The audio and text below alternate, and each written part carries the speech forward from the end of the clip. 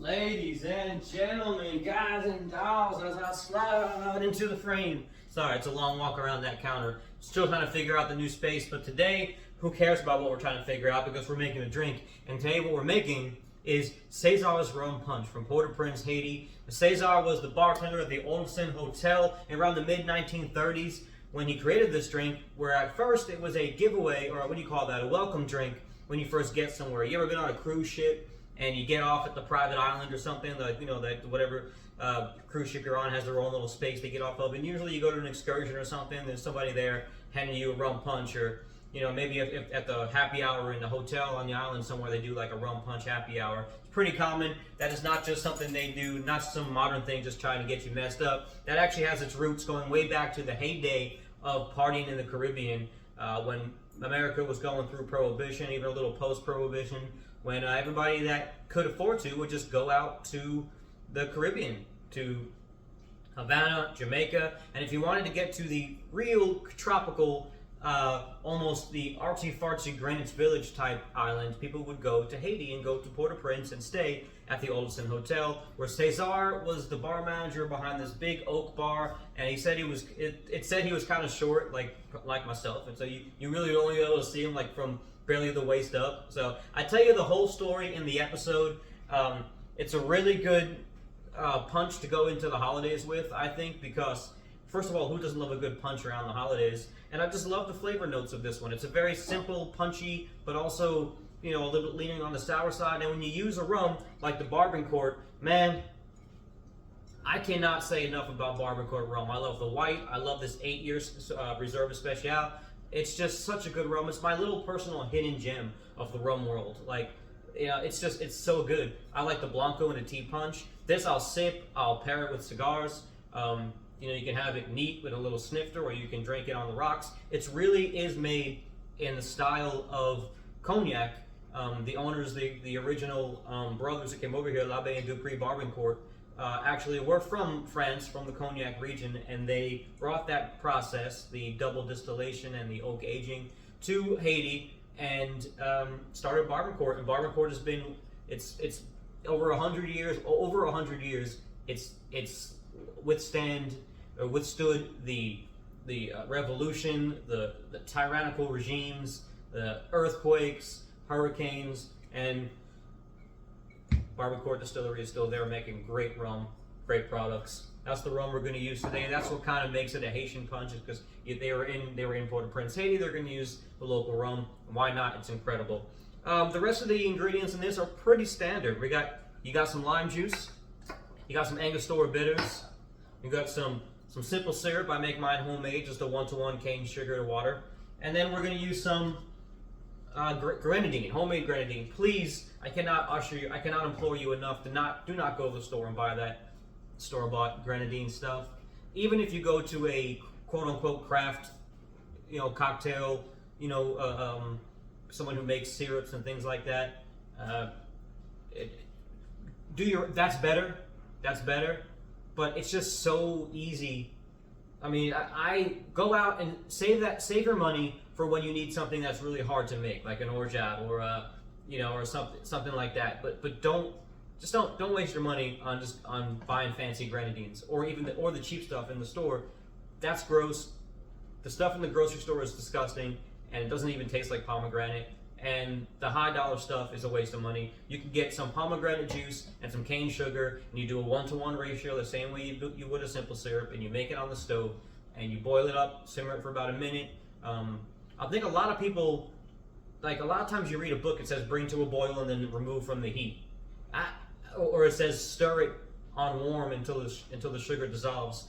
I feel like you need to boil it for a little while because you want to syrupify it. You want it to thicken up a little bit, like when you're reducing a gravy. You know, you want it to become a syrup.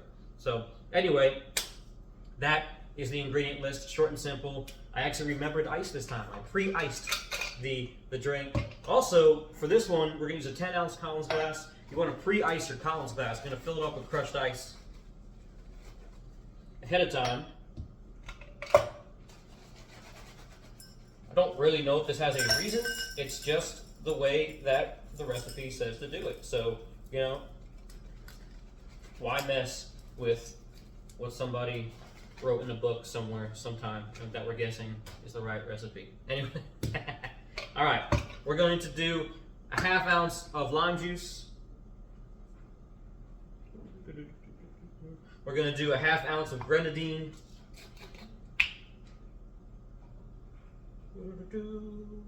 Grenadine. We're going to do a ¼ ounce of simple syrup.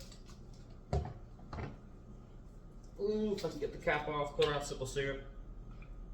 You'd be surprised how with only a little bit of lime juice, only a ½ ounce, this still gives it a bit of a sour, and lime juice and the Angostura and the grenadine match so well together, all underlined by this wonderful brandy-esque rum. We're going to do 3 dashes of Angostura bitters.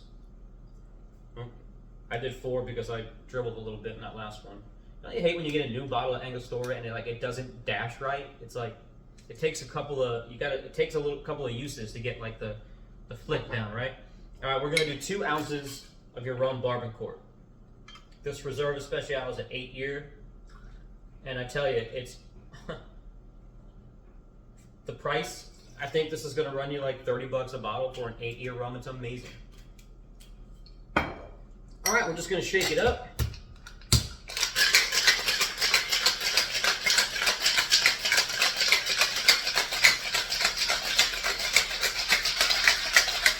I enjoy a punch that's shaken up. I enjoy a tiki drink that's shaken up. A lot of times, a lot of these punches, if you're looking Trader Vic, Don the Beachcomber, they blended a lot of their stuff instead of shaking it. I get it. It aerates it. It makes a lovely drink texture-wise. But this is less of a tiki drink, more of a Caribbean drink, and they were still shaking drinks back then. We're gonna pour it over that crushed ice.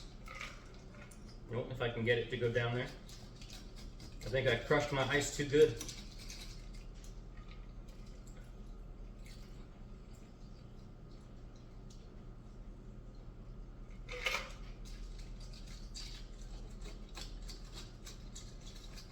There you go. Now look at that. Of course, I topped it with my Surfside Sips glass bamboo straw. You get a nice, like, pink reddish hue. It looks like a classic punch.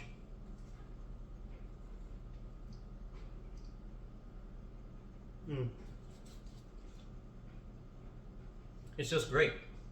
Like I said, it tastes like imagine, like, picture your regular rum punch that you would get at any kind of like tropical island bar, but then turn it up about 5 notches. You're taking it's not like a Planter's Punch, which is kind of its own thing. It's not like like some of the weird swizzles that like are punch based. It's just a nice classic Caribbean rum punch, but using the Haitian rum and then adjusting the ingredients a little bit so that it's a little bit more sour and it's the sweetness is kind of dialed back a little bit. The Angostura comes out and balances all of that out. It's really like taking a really good punch or taking your standard punch and making it a really good punch. It's delicious and it's perfect for parties. You can batch this up, make it large scale, or make it by the glass if you're only having a few people. It's super easy to make, so it's not something that's gonna like tie up your whole night making drinks. I love it. It's a classic now. It's been a classic. It's a classic now in my house. It's just so simple to do, and it's delicious. And you get that nice kind of, creaminess from like a nice aged rum. It's really good.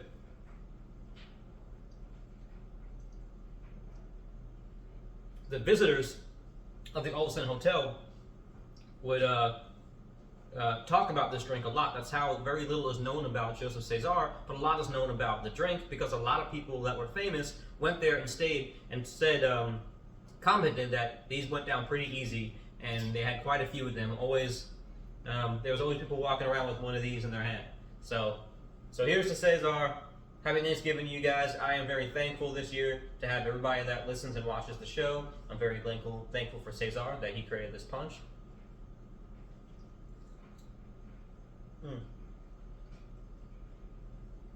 And to my wife, my daughter, everybody surrounding us, I love you, and I love you guys for being a part of the Pod Tiki. So keep it going. You can find me on you can find me on Instagram at rum_poet, or find the podcast page, pod_tiki. That's where I do most of my talking. Just search Pod Tiki across all the platforms. Facebook, you'll find me. We got a Patreon thing going on. If you want to go to patreon.com/Pod Tiki Podcast, or just search Pod Tiki Podcast on Patreon. And it's only $3 a month if you want to support. $3 a month if you want to support the show. I'm talking so fast. And also, you want to support everybody that we work with, like Surfside Sips. We make this wonderful bamboo straw right here. They got all shapes and sizes. The holidays are coming, and it's a great gift. I can never have too many. Go to surfsidesips.com, pick out your design, your color, your length, and when you're done and checking out, in that little coupon box, you put Pod Tiki in there, all caps, all one word, PODTIKI.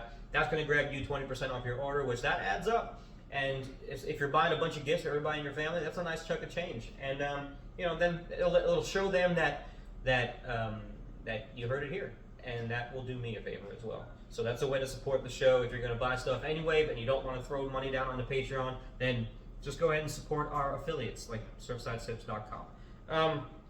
I guess that's it. I'm going to keep it quick this time because there's not really that much to say. The holidays are starting to come around, and we're all in it, and things are getting busy. So I'll see you guys next month for Christmas. I don't know what the drink's going to be yet, but it'll be something. It'll be something strong to get us through those holiday doldrums. So, all right, let me scoot off back here.